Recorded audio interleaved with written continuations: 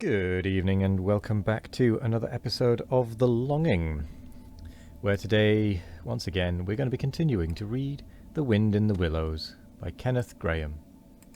So, let's get going. Home. That was what they meant, those caressing appeals, those soft touches wafted through the air, those invisible little hands pulling and tugging, all one way.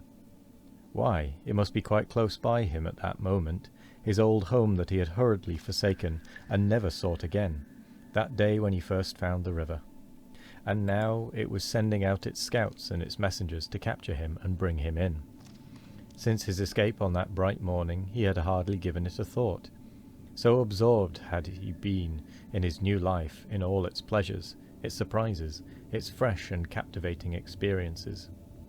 Now, with a rush of old memories, how clearly it stood up before him in the darkness. Shabby indeed, and small and poorly furnished, and yet his. The home he had made for himself. The home he had been so happy to get back to after his day's work. And the home had been happy with him too, evidently, and was missing him, and wanted him back, and was telling him so, through his nose, sorrowfully, reproachfully, but with no bitterness or anger. Only with plaintive reminder that it was there and wanted him. The call was clear, the summons was plain. He must obey it instantly and go.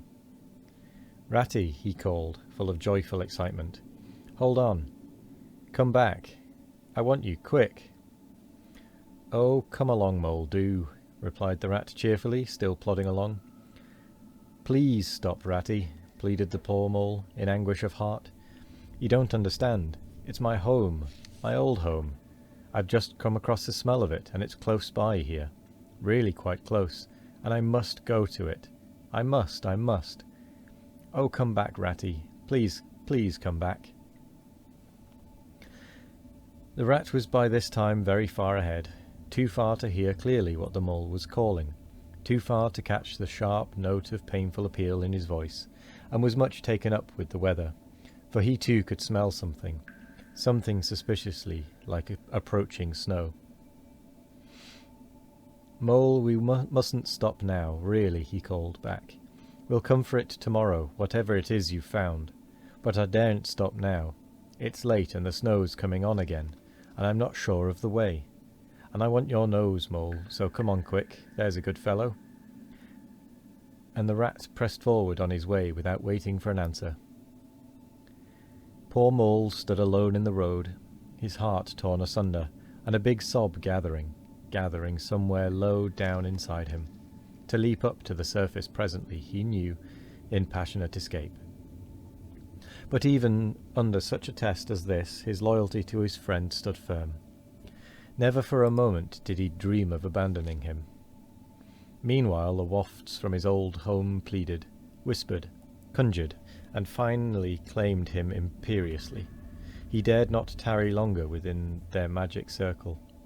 With a wrench that tore his very heartstrings, he set his face down the road and followed submissively in the track of the rat, while faint, thin little smells, still dogging his retreating nose, reproached him for his new friendship and his callous forgetfulness.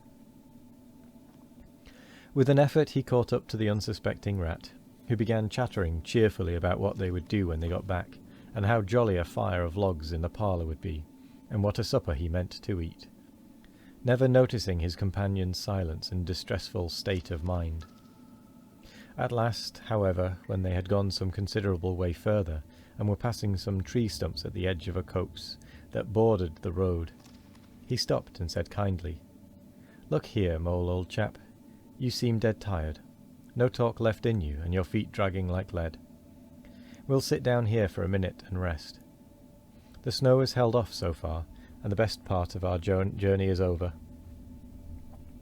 The mole subsided forlornly on a tree stump, and tried to control himself, for he felt it surely coming.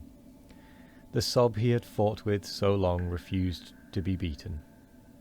Up and up it forced its way to the air, and then another, and another, and others thick and fast, till poor Mole at last gave up the struggle, and cried freely and helplessly and openly, now that he knew it was all over, and he had lost what he could hardly be said to have found.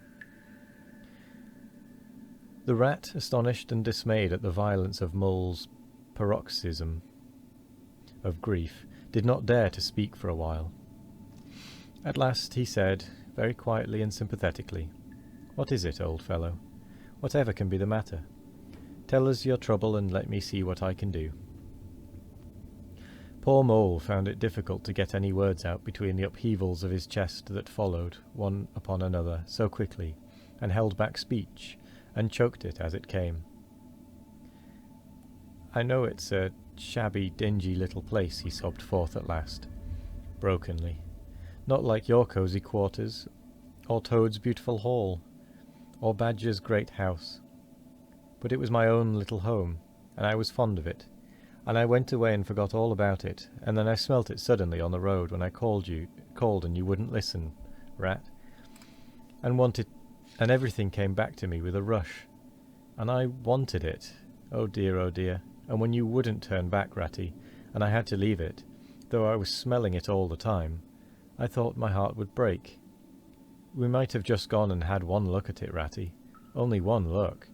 It was close by, but you wouldn't turn back, Ratty, you wouldn't turn back. Oh dear. Recollection brought fresh waves of sorrow, and sobs again took full charge of him, preventing further speech.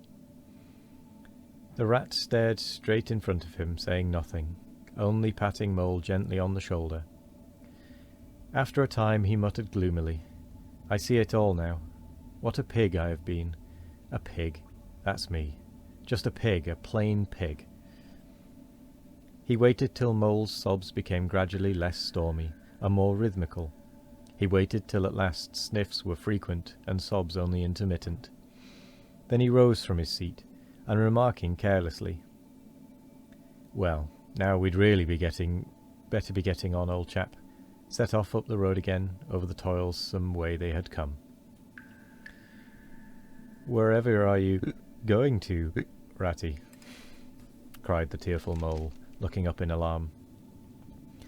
"We're going to find that home of yours, old fellow," replied the rat pleasantly, "so you'd better come along, for it will take some time finding, and we shall want your nose." "Oh, come back, Ratty, do," cried the Mole, getting up and hurrying after him.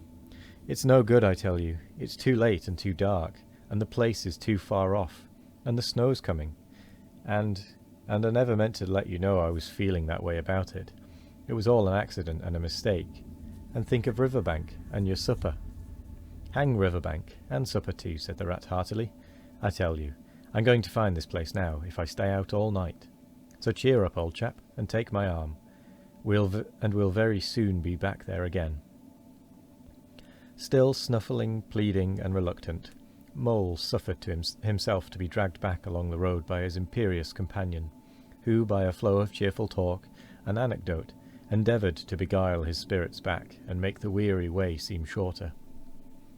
When at last it seemed to the rat that they must be nearing the part of the road where the Mole had been held up, he said, "Now, no more talking. Business. Use your nose and give your mind to it."